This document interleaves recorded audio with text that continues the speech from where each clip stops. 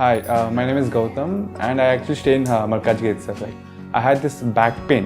It's been 1.5 years. I have tried many treatments like chiropathy, oil massage, physiotherapy especially, but it didn't work out as much like what I expected. I strongly suggest homeopathy. You people can carry on with the homeopathy. Area Malkajgiri, and doctor name is like Nageswar Rao, and the clinic name is Neocare Homeopathy.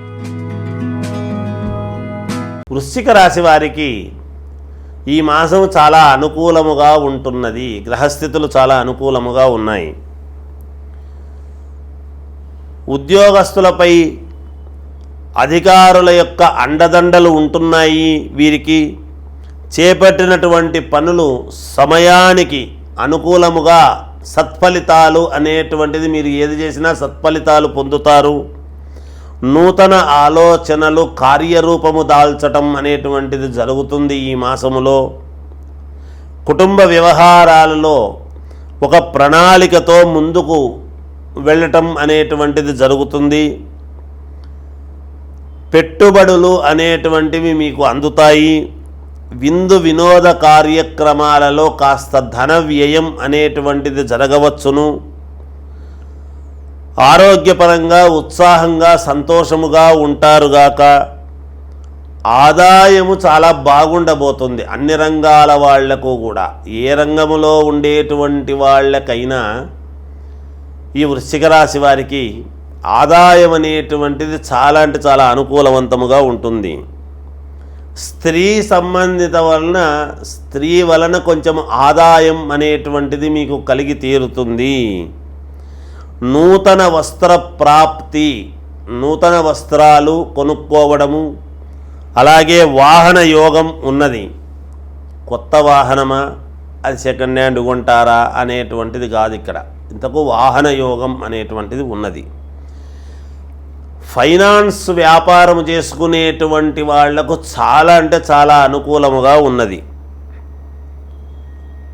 మామూలుగా finance ఎవరికైనా డబ్బులు ఇచ్చి వడ్డీలకు తిప్పుకుంటుంటారు కదా, వీళ్లకు చాలా అనుకూలవంతముగా ఉన్నది. ఏది ఏమైనా వృశ్చిక రాశి వాళ్లకు ఈ మాసం చాలా అనుకూలముగా ఉన్నదని తెలియజేస్తూ జయోస్తు. ప్రాపర్టీ విషయంలో కన్ఫ్యూజన్ గా ఉన్నారా?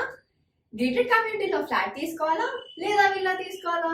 మన పిల్లల భవిష్యత్ కోసం ఓపెన్ ఫ్లాట్ తీసుకోవాలా? మన హైదరాబాద్ లో ఏ లొకేషన్ లో కొంటే మంచి అప్రిసియేషన్ వస్తుంది?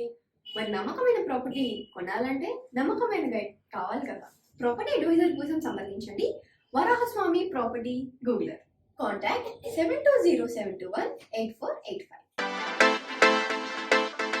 అన్ని రాసుల వాళ్లకు కూడా ఈ మాసము ఇంకా మెరుగైనటువంటి ఫలితాలు ఉంటాయి కదా. మనకు కావాల్సినటువంటి కోరికలు అనేక రకాలుగా ఉంటాయి. అనేక రంగాల వాళ్లకు అనేక రకాలుగా ఉంటాయి. అయితే మీ వ్యక్తిగతమైనటువంటి జాతకాలు మొదట చూసుకోవటం అనేది చాలా అవసరము. అయినా అన్ని రాసుల వాళ్ళు కూడా మరి అనుకున్నటువంటి ఫలితాలు మేలు జరగాలి, అన్నీ కూడా మాకు అనుకూలవంతముగా ఉండాలి అని ఆలోచన చేసేటువంటి వాళ్ళు మీ ఇంటి దేవుడు అని ఉంటారు. మొదట ఎవరు అంటే ముందు కులదైవం చాలా అవసరం. కులదైవాన్ని పూజించుకోవాల్సినటువంటి అవసరము ఎంతైనా ఉంటుంది. అయితే ఒక్కొక్కరి కులదైవం ఒక్కొక్కరు ఉండవచ్చును. ఎవరికి ఉండినా అన్ని రాసుల వాళ్లకు నేను తెలియజేస్తున్నాను, ఒక్కరికని కాదు, అన్ని రాసుల వాళ్లకు కూడా మీరు చేసుకోవాల్సినటువంటి పరిహారము ఏమిటి ఈ జూలై మాసములో అని గనక ఒక్కసారి మనం ఆలోచన చేసినట్టయితే, మీ ఇంటి దేవుడికి ఏ రోజో ఒక రోజు ఉంటుంది. అంటే శివుడికి అయితే సోమవారం, వెంకటేశ్వర స్వామికి అయితే శనివారము, ఇలా అమ్మవారికి అయితే శుక్రవారము మంగళవారము, ఆంజనేయ స్వామికి మంగళవారము అని శనివారం అని కూడా చేస్తారు.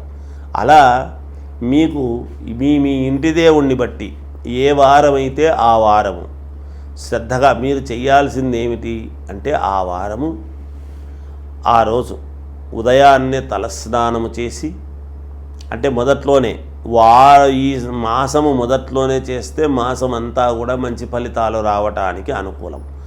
అలా ఒక 3 సార్లు చేయవచ్చును, 5 సార్లు చేయవచ్చును. ఈ పరిహారము మీ సౌకర్యాన్ని బట్టి కనీసం అంటే 3 సార్లు చెయ్యండి. మీ ఇంటి దేవుడు ఏ దేవుడైతే ఆ రోజు ఉదయాన్నే తలస్నానం చేసి 3 గుప్పిళ్ళు బియ్యం ఒక పేపర్ కానీ లేదా ఒక కవర్లో కానీ ఇలా 3 పిరికెళ్ళు బియ్యం, అంటే మనస్సు ముఖ్యం. ఎవ్వరికైనా దృఢ సంకల్పం అనేటువంటిది చాలా అవసరం, ఇది గుర్తుపెట్టుకోవాలి మనం.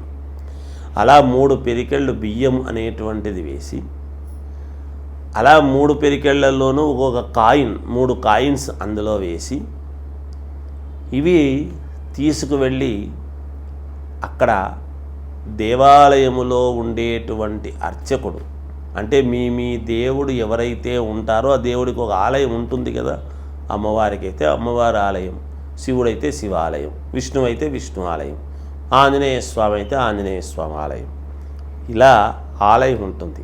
ఏ ఆలయము లేని దేవతలు కొన్ని ఉంటాయి, ఏవో అవి చాలా దూరము, మా ఇంటి దేవుడు మేము ఎలా వెళ్ళాలి అనేటువంటి భావన కూడా మీకు కలగవచ్చునేమో. అలా కలిగినప్పుడు శివాలయానికి వెళ్ళి ఈశ్వరుడి దేవాలయంలో ఉండేటువంటి వాళ్లకు ఇస్తే చాలు. ఎందుకంటే సకలైశ్వర్య ప్రదాత పరమేశ్వరుడు, అక్కడ అమ్మవారు స్వామి ఇద్దరు అర్ధనారీశ్వరులు కాబట్టి వేరువేరు కాదు కాబట్టి అక్కడ ఇస్తే అందరికీ మీ అనుకూలమైనటువంటి దేవతలకు ఇచ్చినట్టే. ఉంటే మీ ఇంటి దేవుడికి ఇవ్వండి. అలా 3 పిరికెళ్లలో 3 కాయిన్స్ వేసిన తర్వాత ఇవి తీసుకువెళ్ళి అక్కడ అర్చకుడికి, అంటే 3 పిరికెళ్ళే ఇవ్వాల్సినటువంటి ఇదేమీ లేదు, ఒక అరకిలో ఇవ్వచ్చు, కిలో కూడా ఇవ్వచ్చు. కానీ ఈ 3 పిరికెళ్ళు అయితే ముందు తీయాలి. మీ మనస్సులో ఉండేటువంటి దృఢమైనటువంటి కోరికను కోరుకొని 3 పిరికెళ్ళు అక్కడ వేస్తే ఆ 3,000 పిరికెళ్ళు కావచ్చు రేపు. అందుకని ఎప్పుడూ కూడా ధాన్యం అనేటువంటిది చాలా గొప్పది.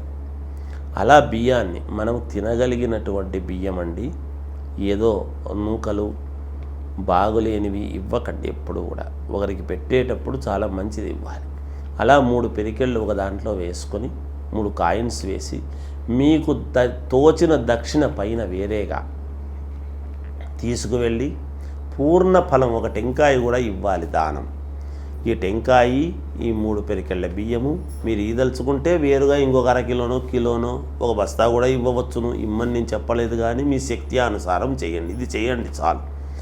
ఇలా చేసుకున్నారు అంటే ఖచ్చితముగా మీకు ఈ మాసం మొదట్లో చేశారు అంటే, మొదటి వారం కనుక చేసుకున్నారు అంటే ఆ మాసం అంతా కూడా మీకు అనుకూలమైనటువంటి ఫలితాలు రాబోతాయి.